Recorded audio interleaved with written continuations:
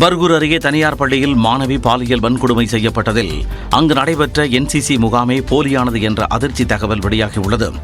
கடந்த 5ஆம் தேதி முதல் 9ஆம் தேதி வரை என்சிசி முகாம் நடைபெற்ற நிலையில் பள்ளி வளாகத்திலேயே 17 மாணவிகள் தங்கியிருந்தனர். இந்நிலையில் கடந்த 8ஆம் தேதி பள்ளி ஆடிட்டோரியத்தில் தூங்கிக் கொண்டிருந்த 8ஆம் வகுப்பு மாணவி பாலியல் வன்கொடுமை செய்யப்பட்டார். இச்சம்பவம் தொடர்பாக பள்ளி தாளாளர் சாம்சன், முதல்வர் உள்ளிட்டோர் கைது செய்யப்பட்டனர். இதனிடையே பள்ளியில் நடந்த என்சிசி முகாமே போலியானது என்ற அதிர்ச்சி தகவல் வெளியாகியுள்ளது. ஓய்வு பெற்ற CRPF உதவி ஆய்வாளர் ஒருவரை என்சிசி கமாண்டர் என கூறி பயிற்சி நடத்தியுள்ளனர். இந்நிலையில் இந்த வழக்கில் குற்றத்தை மறைக்க உடந்தையாக இருந்ததாக கூறி ஆசிரியை கோமதி என்பவரையும் காவல்துறையினர் கைது செய்துள்ளனர். கிருஷ்ணகிரி என்சிசி முகாமில் நடைபெற்ற விதிமீறல் தொடர்பாக பள்ளி நிர்வாகத்திடம் விசாரணை மேற்கொள்ளப்படும் என மாவட்ட ஆட்சியர் சரையு தெரிவித்துள்ளார். முகாமில் கலந்து கொண்ட அனைத்து மாணவிகளுக்கும் கவுன்சிலிங் வழங்கப்பட்டு வருவதாகவும் அவர் கூறினார். இந்த நடந்த அசம்பாவிக சம்பவத்தை பொறுத்த வரைக்கும் இதுவரைக்கும் 11 பேரை போலீஸ் அரெஸ்ட் பண்ணியிருக்கோம். என்சிசி கேம்ப்னு சொல்லி வெளியேருந்து ஆளுங்க வந்து இந்த மாதிரி கேம்ப் நடத்தியிருக்காங்க.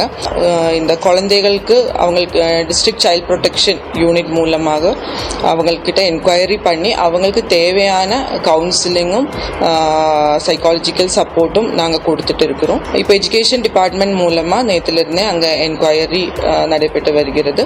அவங்க ஸ்கூலை பொறுத்த வரைக்கும் அவங்களுக்கு தேவையான எல்லா பெர்மிஷன்ஸும் எடுத்திருக்காங்களா.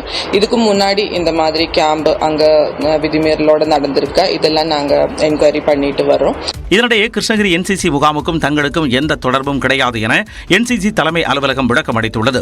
கிருஷ்ணகிரி மாவட்டத்தில் தேசிய மாணவர் படையில் பதிவு செய்த எந்த ஒரு மையமும் பயிற்சி முகாமை நடத்தவில்லை என்றும் கூறப்பட்டுள்ளது.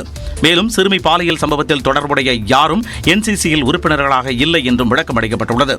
இந்த வழக்கில் நாம் தமிழர் முன்னாள் நிர்வாகியான சிவராமன் கைது செய்யப்பட்டுள்ள நிலையில் அவரது நண்பர்கள் முரளி மற்றும் சீனிவாசன் ஆகியோரும் கைது செய்யப்பட்டுள்ளனர்.